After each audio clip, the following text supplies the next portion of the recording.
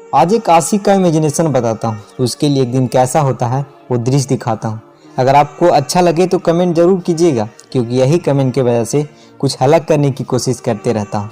नमस्कार दोस्तों, मैं कुमार विशाल विश्वास आप लोग को चहेते फिर आ गया हूँ एक वीडियो लेकर, जिसका बोल है वो बहुत भाव खाती है। इंसान होना कई तरह का काम देखना पड़ता है, इसलिए बहुत दिनों के बाद आप लोग के समझ कुछ सुनाने जा रहा हूँ, एक मजनू की तड़प बताने जा रहा हूँ। तो चलिए आज का वीडियो शुरू करते हैं।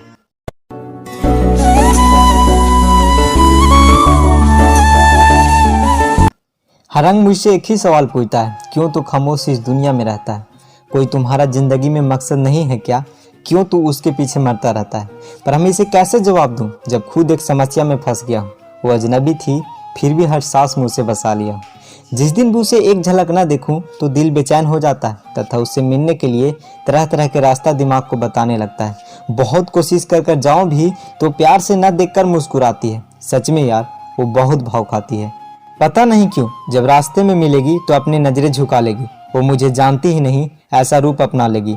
समझ में नहीं आता क्यों ऐसा कदम उठाती है, जबकि शायद वो हमसे प्यार करती है। ये ऐसे नहीं बोल रहा हूँ, जब भी मैं अपनी बाइक के ऐनक में देखूंगा तो हमें देखकर खुश हो जाती है। अपने हाथों से झुलपी संभालकर मुस्कुराती है और कुछ न कुछ तो जरूर हवाओं में गुनगुनाती है। पर जैसे ही अपने ऐनक से चेहरा को हटाकर उसके तरफ देखूंगा तो अपनी निगाहें झुका लेती है। सच में यार, वो बहुत भाव खाती है। ये नखरे तो एक एक अंग में समाये हैं, पता नहीं कहाँ से इतना ज्ञान पाई है। कुछ भी बोलूं तो तुरंत अपनी मुंह फुला लेती है। तुम मुझे नहीं समझ पाओगे कहकर आंसू गिराते हुए चली जाती है। फिर क्या हम भी उसके आंखों में आंसू देखता हूँ तो खुद मेरे भी आंसू निकलने लगते हैं। शायद मैं अपने मुंह को शांत रखता कहकर पैताने लगता हूँ।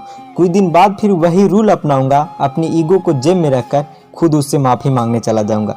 फिर क्या वो सहेलियों के कानों में फुसफुसाएगी, मैं उससे माफ़ी मांगा था कहकर मुस्कुराएगी।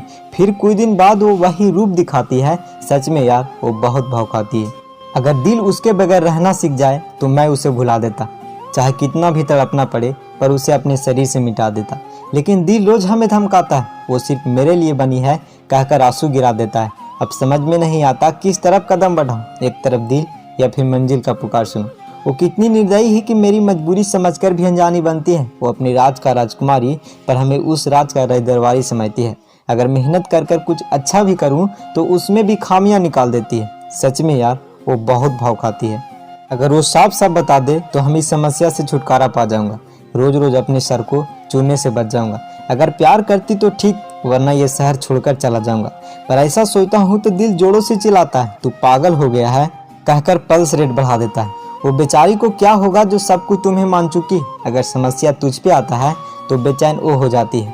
ये प्रीत के डोर को बचाना होगा विशाल, तुम्हें उसे ही जीवन साथी बनाना होगा। जितना भी मेरे साथ दिल बात करता है वो सारा उससे बताता हूँ और इस समस्या का समाधान उससे ही पूछना चाहता हूँ। पर वो ये सब सुनकर सिर्फ मुस्कुराती है। दिल तुमसे कैसे बात कर सकता, वो पूरा जान लगाकर जोर से कहती है। सच में यार, वो बहुत भाव खाती है। मैं तो एक सच्चा दीवाना हूँ, जहाँ पाऊंगा वहाँ खुशी से जिंदगी बिता लूंगा।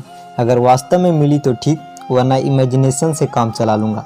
जब भी कोई पेड़ को देखूं तो उसमें भी उसका ही चेहरा दिखाई देती है। ऐसा लगेगा माने वो हमें पास बुलाना चाहती है। फिर क्या उसके सहारे लिपट कर जमीन पे बैठ जाता हूँ और कई घंटे उससे बात करता रहता हूँ।